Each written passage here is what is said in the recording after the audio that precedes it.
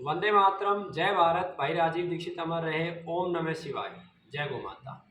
आज हमारी माता जी के द्वारा एक नुस्खा बताया जाएगा जिसमें प्रैक्टिकली माता जी ने कैसे एक व्यक्ति का हार्ट का ऑपरेशन रोक दिया।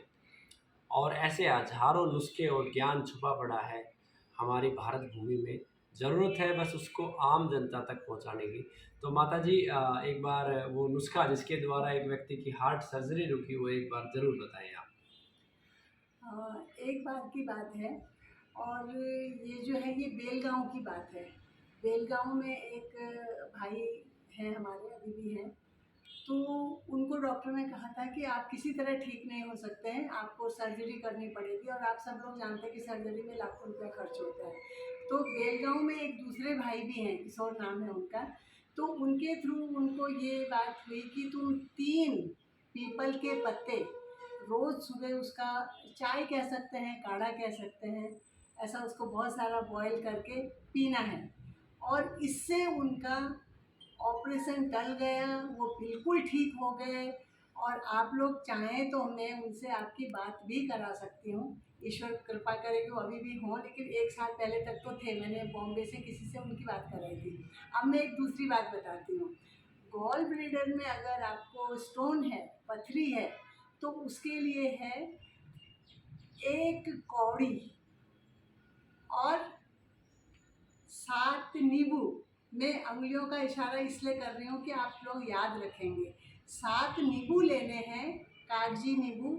उनको निचोड़ना है और उनके रस को एक कांच की बोतल में रखना है। उस बोतल में 1 कौड़ी डाल देनी है, सफ़ेद रंग की कौड़ी को पहले धो लेना चाहिए साफ करके।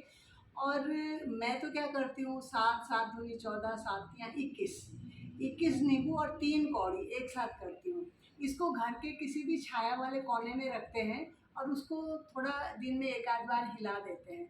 ये कौड़ी 1-2 दिन के बाद ही बिल्कुल पिघल जाती हैं और वो जो नींबू का रस है वो सफ़ेद रंग का हो जाता है और थोड़ा सा गाढ़ा हो जाता है। तो उसको भूखे पेट सुबह अर्ली मॉर्निंग 1 बड़ा चम्मच, दिन में खाना खाने से आधा पौना घंटा पहले 1 चम्मच, और रात को या तो खाना खाने से पहले या खाना खाने के 1-1.5 घंटे के बाद ये लेना चाहिए। और इसके साथ थोड़ा फलाहार, रसाहार, पके हुए अन्न वगैरह थोड़े कम खाने चाहिए। गेहूँ चावल का उपयोग थोड़ा कम करना चाहिए। और रात का खाना जहाँ तक हो सके सूर्यास्त के आसपास खा लेना चाहिए।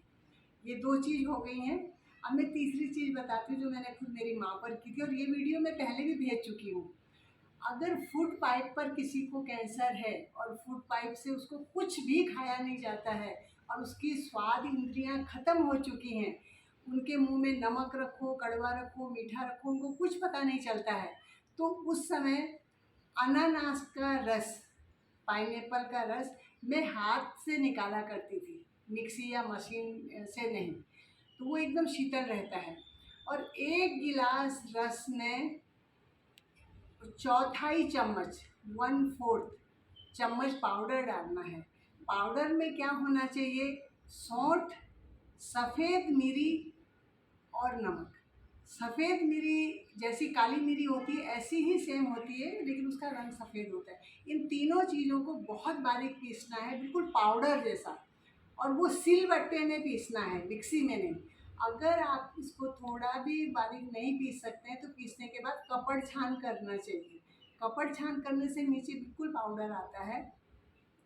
1 गिलास में चौथाई चम्मच ये पाउडर डाल के आप उन्हें देना शुरू करिए। वो 1 चम्मच 2 चम्मच से शुरू करें, दिन के 2 4 5 6 गिलास भी वो ले लेंगे। मेरी माँ 5-5 गिलास तक ले लिया करती थी। और 15 दिन के अंदर उनका ये सब कुछ, उनकी उनकी 6 महीने से भूख बंद हो गई थी, उन्होंने कुछ भी नहीं खाया था। 70 72 75 किलो का वज़न था मेरी माँ का, और मेरी माँ का वज़न हो गया था 29 किलो। उसके बाद ये सब जब उनका भूख खत्म हो गई तो आदमी का कैसे हो जाए, और स्वाद खत्म हो गया था।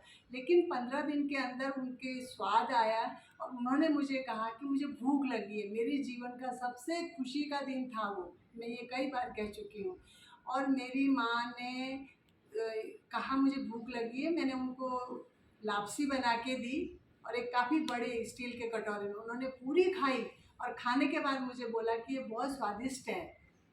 ये मेरे जीवन का सबसे खुशी का दिन था और यही मैं उनको देती रही। उसके बाद फिर एक 102 उम्र के थे, ये नाड़ी रहते थे, बम्बई चार बंगला में रहते थे।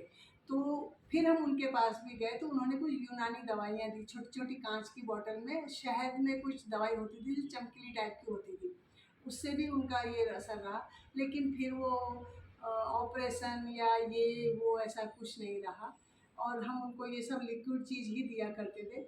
बहुत अच्छा उन्होंने जीवन जिया और बहुत अच्छा उस समय, मतलब उनको उनकी सेहत भी अच्छी हो गई। वापस उनका वज़न कम से कम 65-70 किलो हुआ शायद 3 महीने के अंदर। मैं बम्बई में अपने पास रखा, बाद में फिर उनको देहरादून भेज दिया। मेरे भाई और भाभी ने मेरी तरह ही उनकी बहुत सेवाएं की और मेरी माँ ने अपना जीवन अच्छी तरह किया। और जब उनका देहांत हुआ तो कैंसर से नहीं हुआ, बिल्कुल बात करते करते चलते फिरते ईश्वर की कृपा से देवदूत आए और उनको लेकर गए। वंदे मातरम। ओम नमः शिवाय। ओम नमः शिवाय। भारत माता की जय, वंदे मातरम। भारत माता की जय, वंदे मातरम।